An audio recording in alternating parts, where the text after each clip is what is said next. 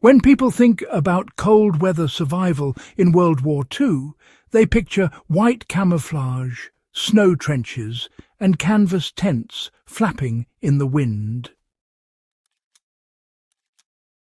What rarely gets discussed is the quiet material innovation that kept thousands of soldiers alive in environments where tarps would have failed completely. Long before modern synthetic membranes, Allied and Axis forces alike relied on dense fibre sheets engineered not to repel snow, but to control it. This was not ordinary cloth, and it was not waterproof in the modern sense. Yet it blocked wind, resisted snow build-up, and retained warmth in ways that plastic tarps still struggle to match today. Why tarps fail in snow while fibre sheets succeed? Plastic tarps repel water, but they trap condensation.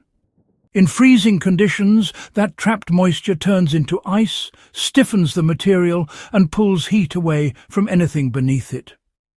WWII engineers learned quickly that survival was not about total waterproofing, but about breathability combined with density. The fibre sheets used during the war allowed water vapour to escape while stopping snow and wind from penetrating. Snow would settle on the surface, compact, and form an insulating layer rather than melting through and refreezing inside. So, what this World War II fibre sheet was actually made of is, well, pretty interesting. These sheets were typically crafted from heavy wool felt, wool blend canvas, or sometimes compressed cellulose fibre mats that were treated with oils, waxes, or even lanolin. Wool was especially prized because, its fibres retain insulating properties even when they're damp. In some cases, recycled textile fibres were mechanically compressed into thick mats, creating a semi-rigid sheet that could be cut, stitched, or even layered. This material was used for things like tent liners, snow cave doors, windbreaks, vehicle covers, and, even field expedient sleeping shelters. Now, the remarkable thing about this material was that it could block snow without actually sealing it out. The real secret, you see, was in airflow control rather than waterproofing. The dense weave of the fabric slowed the wind to a crawl, which, in turn, prevented drifting snow from being driven through any gaps. At the same time, body heat escaping through the fabric would gently warm the outer layer of snow, encouraging it to sinter together rather than melt. This process created a natural snow shell, acting much like an igloo wall. Soldiers often reported that shelters lined with these fibre sheets stayed noticeably warmer and drier than those using oilcloth or rubberized covers. So, where was this method actually used in real wartime conditions? Well, on the Eastern Front, German troops made use of felted liners inside their dugouts and snow shelters to reduce heat loss. Finnish forces, who were true masters of winter warfare, relied heavily on wool fibre barriers inside their temporary camps, often combining them with snow walls for extra protection. Allied troops stationed in mountainous regions took a similar approach, using layered wool sheets inside their tents to prevent frost buildup on the interior walls. In each case, the material worked with the snow, rather than against it. Let's walk through, how soldiers actually deployed these sheets, step by step. First, they'd build a basic wind structure using snow blocks, earth berms, or sometimes timber frames. Then the fibre sheet was hung loosely, not stretched tight, which created a bit of an air gap between the sheet and the outer wall. This air gap, well, it acted as insulation. Snow was allowed to just accumulate naturally on the outside. Inside, even a small heat source, or sometimes just body heat, would gradually stabilize the temperature.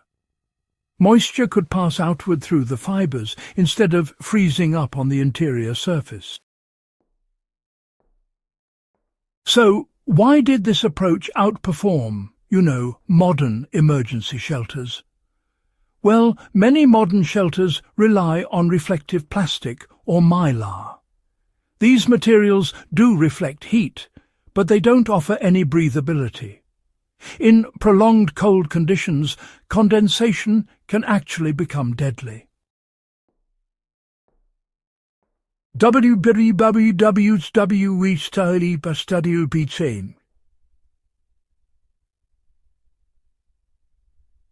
Managed fibre. Sheets avoided this problem entirely. They were heavy, yes, but durable, repairable and reliable. A torn wool sheet could be stitched, patched or layered. How this knowledge applies directly to modern survival and off-grid living.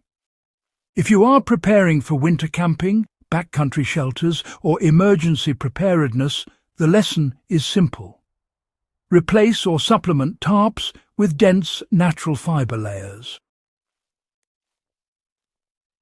Wool blankets, felted mats, moving blankets made from recycled fibres or heavy canvas can all replicate this WWII approach. Hang them with slack, not tension. Allow snow to build up outside. Do not fight condensation. Manage it. So, let's look at a few practical examples that honestly still work today. For instance, a wool blanket hung behind a snow wall creates a warmer sleeping alcove than a tarp ever will. And, a canvas sheet layered inside a tent dramatically reduces frost build-up. Even vehicle shelters or sheds, really benefit from fibre liners that help buffer those temperature swings. The key here is thickness, breathability and layering, not just slapping on some waterproof coatings. What World War II engineers understood, and honestly, what many people have forgotten, is that cold kills through moisture management just as much as it does through temperature. Blocking snow isn't about sealing it out completely, but about controlling how air, heat, and water move. The fibre sheet wasn't high-tech, but it was, intelligently designed for reality, not just for convenience. Why does this forgotten material matter now more than ever? Well, as interest in low-tech survival, historical methods and resilient living grows, these World War II solutions truly deserve renewed attention. They were developed under pressure, tested in lethal environments, and refined through experience. They worked because, quite simply, they respected physics rather than ignoring it. If you value practical history that still holds up in the real world, do consider subscribing to In the Beginning. Share this guide with your fellow history buffs and survival enthusiasts, and help ensure these hard-earned lessons aren't forgotten all over again.